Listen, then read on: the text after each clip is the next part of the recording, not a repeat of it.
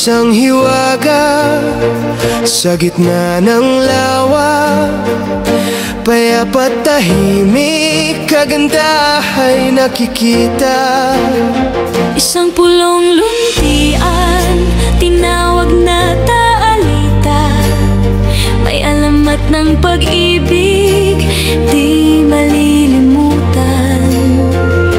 Pasyalan ng turista, ganda ay tampok, walang takot ang puso, kalikasa'y abot tanaw. Ngunit ang tal, may lihim na taglay, sa ilalim ng ganda, apoy ay naghihintay. Noon at ngayon, ang kwento ay nag-iba. Mula sa payapan, nagising ang dambana, ang singaw at abo, sumasayaw sa hangin, paalala ng lakas di dapat balewalain.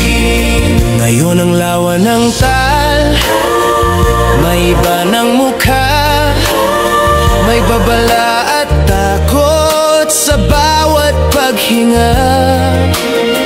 Ang maliit na pulo, tinitingnang may kaba, ang usok at pagyanig, nagdudulot ng dusa. Mula sa pag-ani, sa biglang paglikas, panggamba ng Batangueño, pilit na iniiwas. Ngunit ang tal, may lihim na taglay, sa ilalim ng ganda, apoy ay naghihintay. Noon at ngayon, ang kwento ay nag-iba.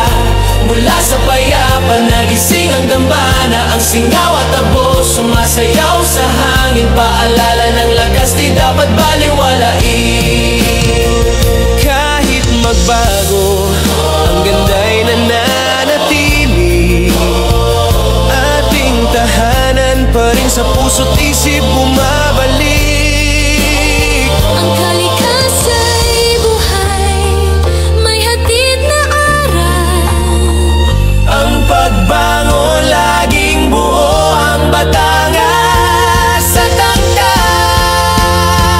Ngunit ang tal, may lihim na taglay, sa ilalim ng ganda, Apoy ay naghihintay.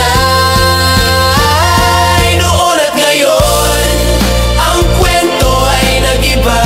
Mula sa payapan, nagising ang dambana, ang singaw at abo, sumasayaw sa hangin, paalala ng lakas di dapat balewalain.